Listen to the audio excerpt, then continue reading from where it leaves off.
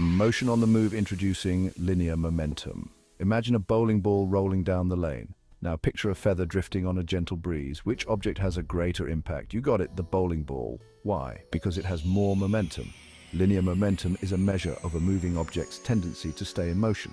The heavier an object is and the faster it moves, the harder it is to stop. That's momentum. Think of it this way. Momentum is the oomph factor in moving objects. A speeding train has a lot of oomph. A snail, not so much. Momentum helps us understand how objects interact with each other. It explains why a collision with a fast-moving car is more dangerous than bumping into a stationary one. Momentum in mathematical terms of T equals sine mv. Scientists like to be precise, so they use a simple equation to calculate momentum. It's represented by the letter P and calculated using mass, m, and velocity v. P equals sine mv. Mass is measured in kilograms, kg, and velocity is measured in meters per second, ms. So momentum is expressed in kilogram meters per second, kgms. Let's go back to our bowling ball example. If the ball weighs 7 kilograms and travels at 5 meters per second, its momentum is P equal sine 7 kg 5 ms equals sine 35 kgms. This equation tells us that an object's momentum increases if its mass or velocity increases. It's a simple yet powerful concept. The unstoppable force conservation of momentum. One of the most fundamental laws in physics is the law of conservation of momentum. This law states that the total momentum of a closed system remains constant. In simpler terms, momentum cannot be created or destroyed, only transferred. Imagine two billiard balls colliding. Before the collision, each ball has its own momentum. During the collision, they exchange momentum. After the collision, the total momentum of the two balls remains the same as it was before they collided. The conservation of momentum is crucial in understanding everything from car crashes to rocket launches. It helps us predict how objects will behave after they interact. Section 4, Crash Course, Elastic, Inelastic and Perfectly Inelastic Collisions.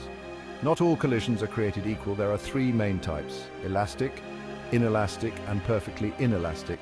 In an elastic collision, both momentum and kinetic energy are conserved. Imagine, two billiard balls colliding again. In a perfectly elastic collision, they would bounce off each other without any loss of energy. In an inelastic collision, momentum is conserved, but kinetic energy is not. Some of the energy is transformed into other forms, such as heat or sound. Think of a car crash where the vehicles crumple and make a loud noise. A perfectly inelastic collision is an extreme case where the colliding objects stick together after the collision. Imagine a lump of clay hitting a wall and sticking to it. Understanding these different types of collisions is essential in various fields, such as automotive safety and sports equipment design. Section 5, Momentum in Action, from rockets to sports and beyond. Linear momentum plays a vital role in countless real-world applications. Let's explore a few examples. Rocket propulsion. Rockets work by expelling hot gases at high velocity. According to the conservation of momentum, as the gases shoot downward, the rocket moves upward with an equal and opposite momentum. Recoil of firearms. When a gun is fired, the bullet shoots out of the barrel with high momentum.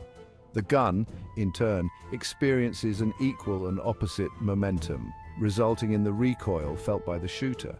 Sports momentum is crucial in sports like baseball, tennis, and golf. Hitting a ball with a bat or a racket involves transferring momentum. The greater the momentum transfer, the faster and farther the ball travels. These are just a few examples of how momentum is everywhere in our daily lives.